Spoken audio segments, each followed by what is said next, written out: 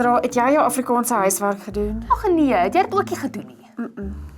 Ag nee, ek weet nie. Ek gaan moet kreatief raak en vir juffrou ietsie vertel. Ek weet net tog nie wat nie.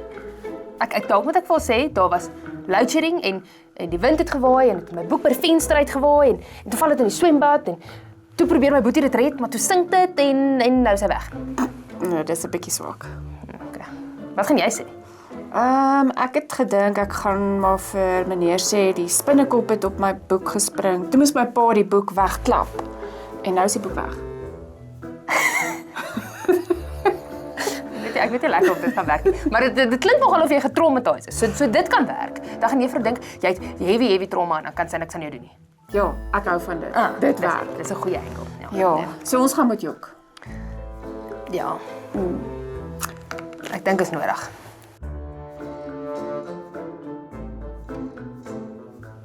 Jolien, ek is bang. Ek is bang om hierdie alleen te doen. Soos, hoekom kan jy nie net saam met my klas hê nie? Ek ook.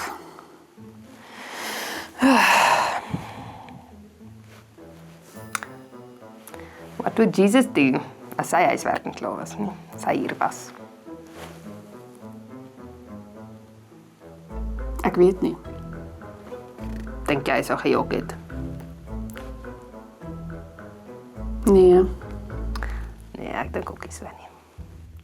Dit soos hoekom is hy weggaan? Soos as Jesus nog hier op aarde was nou. Hy sou presies vir ons kon gesê het wat om te doen. Ja. So wat gaan ons nou doen? Ons gaan seker maar alleen klas toe.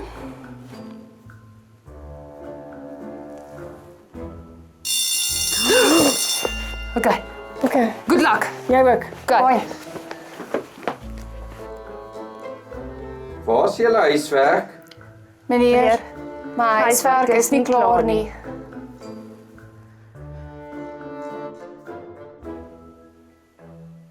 Wel, nou is ons in die moeilikheid.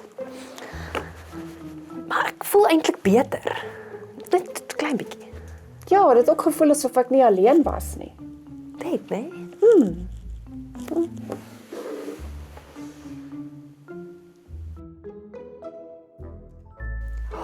Het julle gesien wat hier gebeur het? Hulle was bang en alleen, maar toe kies hulle om die regte ding te doen. En dit is presies waaroor hemelvaart gaan. Ja, Jesus het opgevaar hemel toe, maar hy het ons nie alleen gelos nie. Hy het vir ons die Heilige Gees gegee. En die Heilige Gees help ons waarheid te praat, om dapper te wees en om te onthou, ons is nooit ooit alleen nie. Partykeer troos hy jou, partykeer wys hy net vir jou wat reg is. En partykeer gebruik hy jou om iemand anders te help. Gaan lees nou vanaand as gesin die laaste gedeelte van Johannes 14 en deel dit met mekaar. Net ten minste een storie van 'n keer toe die Heilige Gees jou getroos het, of jou gehelp het, of hoe hy jou gebruik het om 'n maatjie te help.